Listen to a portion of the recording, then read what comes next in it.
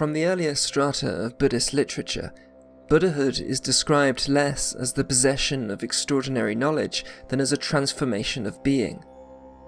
In the Pali Canon, the Buddha is at times referred to as Dharmakaya, meaning the body of Dharma, or more literally, the embodiment of truth. By this, it is suggested that Buddhahood consists in fully embodying reality as it is. One does not merely understand the truth, one lives as its expression. In later Theravada literature, Dharmakaya is described as the sum of supramundane dharmas, or the totality of the Buddha's realization as expressed in his teaching. While Theravada tradition consistently resists identifying Dharmakaya with a transcendent self, there remains a clear pressure to name the positive dimension of awakening. In the modern Thai Dharmakaya movement, this dimension is explicitly described as a true self, a view that remains controversial within the broader Theravada world. In the Mahayana tradition, especially as systematized in later interpretations of the Prajna Paramita literature, Dharmakaya comes to be identified with emptiness, the true nature of all phenomena, directly realized by the purified wisdom of a Buddha. The Lotus Sutra presents Buddhahood as a timeless, ongoing activity that continually expresses itself through form. In Yogacara, Dharmakaya names the non-discontinuous suchness of awakening beyond birth and death, while the Sambhogakaya and Nirmanakaya are its luminous and embodied expressions. And in the Tibetan tradition, Dharmakaya is described as the ultimate nature of mind, uncreated, empty of inherent existence, and beyond conceptual elaboration. It is the essence of the groundless ground, logically prior to both enlightenment and delusion. Put most simply, Dharmakaya is potent emptiness, inseparable from awareness. In my own words, it is creativity, or perhaps para-philosophy itself. Okay, now that we understand the Dharmakaya, at least in principle, we can move on to consider Buddha nature. The term Tathagatagarbha in Buddhism can be translated in several ways. The Sanskrit word garbha can mean womb, matrix, seed, embryo, or innermost part. And the word Tathagata means one who has thus gone, referring to a fully realized Buddha. Taken together, Tathagatagarbha suggests that sentient beings possess the basis or potential of Buddhahood, often expressed through metaphors of an inner seed, embryo, or hidden core. The earliest scripture to teach this doctrine is the Tathagatagarbha Sutra, probably from the late 3rd century CE. This short text uses 9 examples to illustrate how a Tathagata is concealed within all beings. Though obscured by defilements such as hatred and ignorance, all beings are said to possess the capacity for the Buddha's wisdom. The text describes this Buddha nature in strongly affirmative terms, as pure, permanent, and unchanging, language generally understood as pedagogical, intended to counter nihilistic interpretations of emptiness rather than to posit a literal eternal essence. The basic idea, then, is that all beings possess Buddha nature, and that enlightenment consists not in acquiring something new, but in removing the obscurations that prevent this nature from being directly realized. So, if the Tathagatagarbha is wrapped in defilements, then the Dharmakaya is free from them. That is, when the Dharmakaya is obscured by defilements in unenlightened beings, it is called the Tathagatagarbha. The sutra titled The Lion's Roar of Queen Srimala, also from the 3rd century CE, explains that the Tathagatagarbha is empty or void, though not in a merely reductive sense. It is said to be empty of defilements, yet not empty of the inconceivable Buddha qualities. In this way, emptiness is presented as twofold: the absence of what is impure and the presence of awakened qualities. From a conventional perspective, the Tathagatagarbha appears to undergo rebirth, yet in truth it is described as neither born nor dying. Without this Buddha nature, the sutra claims, beings would not turn away from suffering or aspire towards nirvana. It is the Tathagatagarbha that serves as the basis for this orientation toward liberation, even while obscured. Although the sutra is explicit that the Tathagatagarbha is not an Atman, soul, or divine personality, not a self within the cycle of rebirth, and not an object for those who cling to notions of a real personality, it nonetheless describes it using the traditional perfections of permanence, bliss, self, and purity. These terms are employed in a paradoxical and soteriological manner intended to overturn nihilistic readings of emptiness. Thus, while the Tathagatagarbha is not a self in any ordinary or egoic sense, the text allows that, from the perspective of awakening, it may be spoken of as the true or transcendent self. The sutra further explains that both samsara and nirvana are grounded in this ultimately undefiled reality, whose apparent involvement in bondage arises through ignorance. Fully understanding how what is undefiled can appear as samsara is said to be possible only for Buddhas and advanced bodhisattvas. The Mahaparinirvana Sutra, again from a similar time frame, also teaches that all beings, even the most morally depraved, possess Buddha nature and will ultimately attain Buddhahood. Unlike most Buddhist texts, this sutra explicitly equates Buddha nature, Tathagatagarbha, with the self Atman.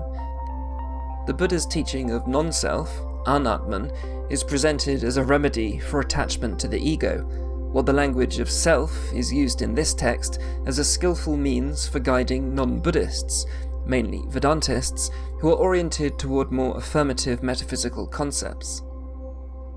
In this context, the sutra explains that Buddha nature is ultimately not a self in the ordinary sense, though it may be designated as self for pedagogical reasons. Non-self and true self are thus treated as non-dual, two complementary ways of pointing to the same reality employed according to the needs and capacities of different audiences. Nevertheless, the Mahaparinirvana Sutra does affirm that there is an unconditioned, enduring dimension present in all sentient beings that makes Buddhahood possible. This dimension lies beyond egoistic self-grasping and stands in opposition to ordinary self-centeredness, though it does share some descriptive qualities traditionally associated with the Vedic notion of Atman, for instance, permanence and purity. The sutra intentionally seeks to correct what it sees as an incomplete or overly negative understanding of emptiness, one that risks overlooking the positive qualities of Buddhahood by focusing exclusively on ignorance and negation. All of these Tathagatagarbha texts emerged during the Gupta period, a time of flourishing Brahmanical culture in India. While this historical context likely influenced their rhetoric, the use of self-language can also be understood as a deliberate, skillful means aimed at non-Buddhist audiences. The Buddhist notion of self articulated in these sutras is not strictly equivalent to the Advaita Vedanta concept of Brahman as a singular absolute substance, and these Buddhist developments likely predate the formal articulation of the Advaita school itself. The two most influential works on Buddha nature theory in East Asian Buddhism are the Awakening of Faith in the Mahayana and the Buddha Gotra Sastra, better known as the Ratna Gotra Vibhagya or Uttara Tantra.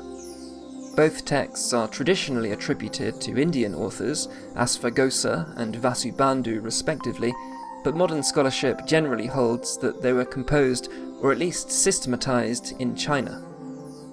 The Awakening of Faith presents Buddha nature as a universal ontological principle, the true nature of reality itself, which is a distinctive feature of the Chinese interpretation of Tathagatagarbha. It teaches that the essence of all beings is the one mind, which encompasses both ultimate reality, suchness, and the phenomenal world. The true nature of mind is described as unborn, unchanging, and beyond language, while the world of phenomena arises through ignorance and deluded mental activity.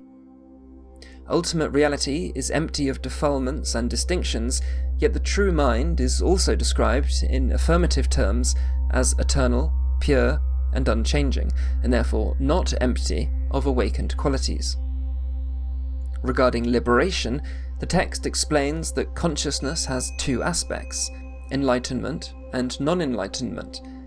Enlightenment is further divided into original enlightenment, the mind's ever-present, all-pervading purity, likened to empty space or a mirror, and the actual realization of this enlightenment. Although ignorance temporarily obscures the mind, its essential nature is never altered.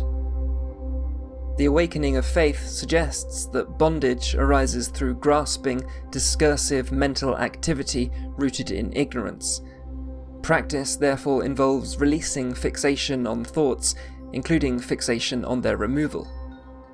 When discursive grasping ceases, the mind naturally reveals its original clarity and stillness, like a mirror free of dust.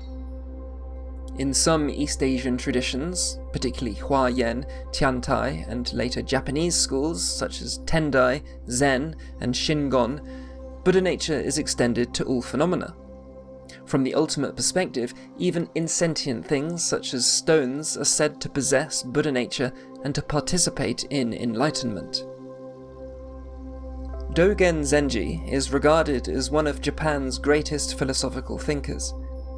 Dissatisfied with the state of Japanese Buddhism in his time, he travelled to China in search of what he understood to be the authentic teachings of Buddhism, transmitted through the Zen lineage traditionally traced back to Sakyamuni Buddha. When Dogen returned to Japan in 1227, he introduced the Kao-dong, or Soto, tradition of Chan, or Zen, to Japan. The core practice of Soto Zen is seated meditation, Zazen.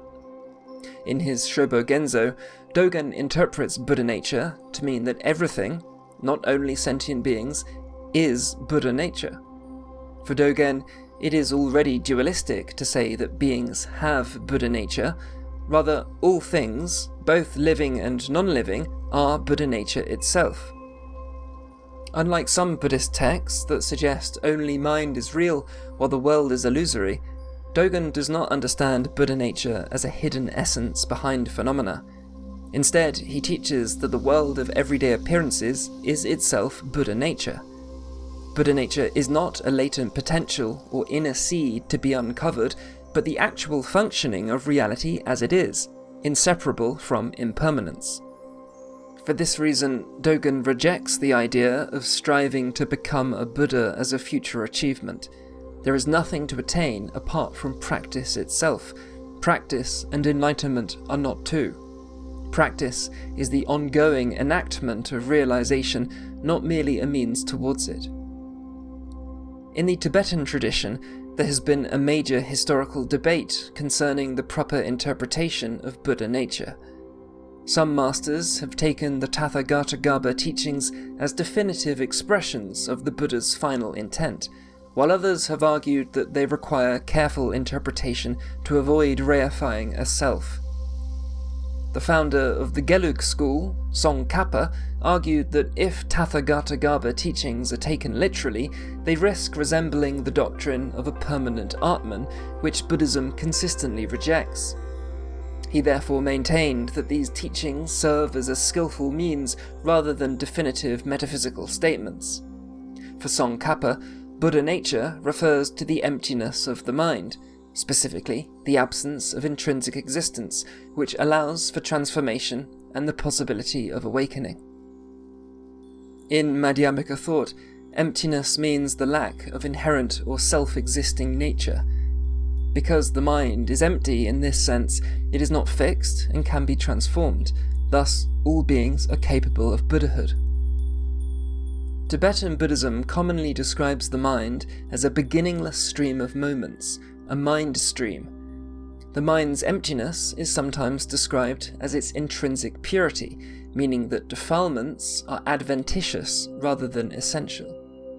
In unenlightened beings, this empty luminous capacity is referred to as Tathagatagarbha. When fully purified and realized, it is called the Dharmakaya. Importantly, this does not imply an eternal substance, but an unbroken continuity free from inherent existence.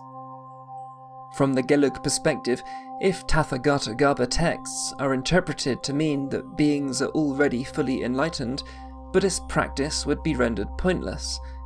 Gelug thinkers therefore argue that Buddha nature is the causal potential for Buddhahood, not Buddhahood itself. While both ordinary and enlightened minds are empty of intrinsic existence, they are not identical. On this view, there is no ultimately real, independently existing absolute. This approach is known as Rangtong, or self-emptiness. The opposing interpretation, known as Shentong, or other emptiness, is most closely associated with the Jonang school, particularly with Dolpopa Sherab Gyaltsen. Dolpopa asserted that there is an ultimate, unconditioned reality, an eternal, unchanging Buddha nature, or wisdom consciousness, present in all beings. This reality is said to be empty only of what is other than itself, such as defilements, but not empty of its own existence or awakened qualities. Enlightenment, on this account, is the removal of obscurations that conceal an already perfect reality, identical in both Buddhas and ordinary beings. The Jonang school refers to this view as Great Madhyamaka, claiming it represents the Buddha's final teaching. Jonang thinkers argue that while Rangtong reasoning is effective for dismantling false conceptual views, full realization arises through direct, non-conceptual recognition of this ultimate reality. The Rangtong-Shentong debate has been extensively discussed and contested within Tibetan Buddhism. Gelug critics have long argued that strong Shentong claims come dangerously close to non-Buddhist notions of a permanent self. At the same time, Shentong-style language has been influential outside the Gelug school, particularly within the Kagyu and Nyingma traditions, though often in more qualified or experiential forms that stop short of Dolpopa's explicit ontological assertions. There's so much to say on this topic that it really needs its own video, so in part 2 of this presentation, we'll go into depth on the Shentong-Rangtong debate in Tibet. It's a fascinating topic, and so I hope you'll join me again next time. Thanks for listening.